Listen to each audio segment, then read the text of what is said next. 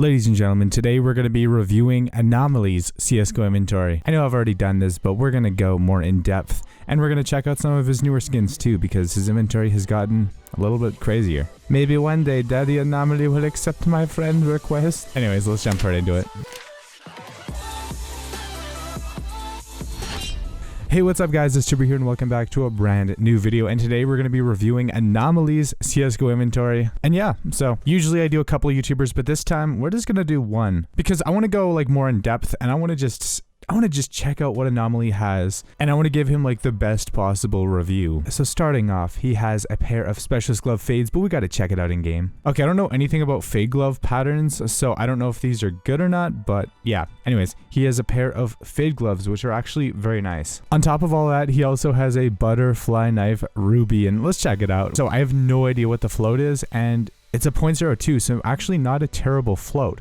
Now, it's nothing really too crazy. It's not like a 000 float or whatever, but yeah, no, this is a relatively clean butterfly knife ruby. It's actually really nice. He also has a karambit sapphire with a 0.069 float, so it's actually really close to being minimal wear. Yeah, so obviously the corner's not too great, but I mean, it's still a karambit sapphire. Like, anybody with a sapphire is incredibly lucky to have one. They're so rare and expensive. Trying to get your hands on one is very, very difficult. Alright, moving on, he also has a phase 2 bayonet Doppler. He has a pair of field-tested sports glove superconductors. He has a pair of minimal wear king snake gloves. Honestly, not my favorite gloves in the game, but they're not too bad. He also has a field-tested dragon lore, a karambit gamma Doppler factory new, I don't know what phase this is, a factory new karambit autotronic, a butterfly knife stained well worn, a pair of well worn hand wraps overprints, as well as a minimal wear Talon knife slaughter, plus a bayonet ruby factory new. Let's check it out, because I definitely want to check out as many of the rubies and sapphires as possible, since, you know, they're the most expensive skins. So what is the float for his bayonet Doppler? It looks pretty clean, but you can see a little scratch right here, and it's a 0.03, so yeah, basically a very, very average float for a bayonet ruby. But I guess it goes to show that float doesn't really matter too much on bayonets, because they, you know, they always look relatively clean. Like, they're always pretty dang clean. Now, obviously, okay, you can see it's scratched up here, and there, but other than that, I don't really see any problems with it. It looks pretty flawless. He also has a pair of Moto Gloves POW field testeds, plus a Stiletto knife fade, a 5.7 case hardened. Okay, so it's a rank number 2 pattern. How much blue is on this 5.7? It's a tier 2, and yeah, it looks like a tier 2. Honestly, like tier 2, tier 3, 5.7s are actually relatively cheap. Now, if you get a tier 1, then, well, I guess it just depends. If you get the number 1 pattern, it's like $500-$600, maybe more. If you just get a tier 1 pattern that's not number 1, it can be like $50 to like $100+. I think in terms of like blue gems, 5.7s are definitely the cheapest. Like, this bit of yellow right here kind of bugs me, and then this little bit here kind of bugs me too, but it's still a pretty sick blue gem. He also has a pair of shadow dagger sapphires. He has a huntsman knife ruby. He has a classic knife stained minimal wear. He has a pair of hedge maze gloves minimal wears, as well as there's an op Asimov, a field tested M9 bayonet autotronic. Then there's an M4 Asimov, an AK Vulcan fac new, and that's just page number 1. Now we're moving on to page number 2. It just gets crazier and crazier and crazier. So we should probably stop going over every single skin, and let's just stick to the highlights. Here's his bayonet emerald. Yeah, no, it's a bayonet emerald, and it has a 0.01 float, so better than the other floats in his inventory. Like, so definitely a step up from his other Dopplers. And yeah, this one looks incredibly clean. Like, when you look at this part right here, there's a couple minor scratches, but that's about it. Like, it's a very, very nice gamma Doppler. It's a very nice emerald bayonet. He also has a StatTrak butterfly knife tiger tooth factory new, because why not, and a factory new M9 bayonet emerald. And honestly, I think M9s are actually better than normal bayonets, except for the spine. Now, the spine looks pretty bad, and no matter what float you get, it's always going to look pretty scratched up. But other than that, though, very nice sweat. It's a very nice Knife. Like, and it's a 0.016 float too, so not too bad. I bet the M9 Emerald goes super well with the hedge maze gloves, and that's probably why Anomaly has those gloves and that knife. Moving on, he also has the StatTrak Ursus Knife Slaughter Factory new, a pair of Rattler gloves.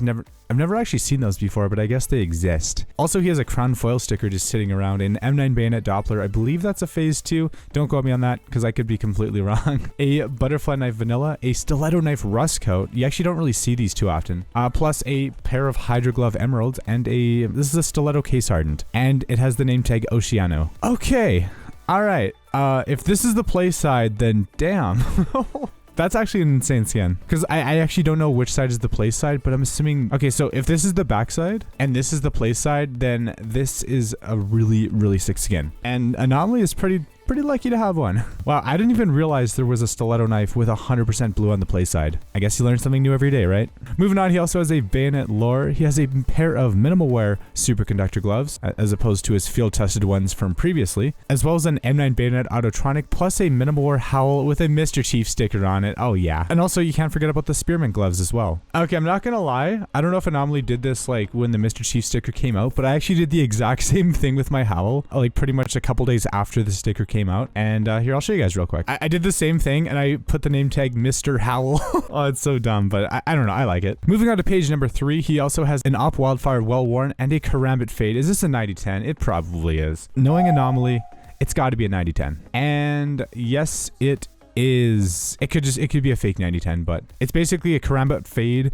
90-10 with a pretty damn good corner. There's like a couple pixels missing, but other than that, it's pretty clean. Hey, anyways, Anomaly definitely has some great taste in karambits. We gotta speed this up just a little bit. We are 10 minutes into this recording. Like, we gotta step our game up. He also has a pair of foundation gloves and then another pair of spearman gloves. These ones are field tested, as well as a couple of the player models, plus a StatTrak P90 Death by Kitty minimal wear, and just a bunch of random other skins. But that's not important. I'm not even gonna say anything. I'm just gonna leave this right here and without saying anything so I don't get demonetized. This is a pretty sick sticker combination. And I'm not gonna lie. Moving on to the next page, he has a skeleton knife stained. He has a Op Medusa minimal wear, plus a couple Op Neo Noirs with a 000 float Op Neo Noir, which is very nice. And then of course he has an AK case hardened with the name tag bluish. So is this actually like a... I guess that is kind of blue. There's a little bit of blue on the mag, there's some blue on the top,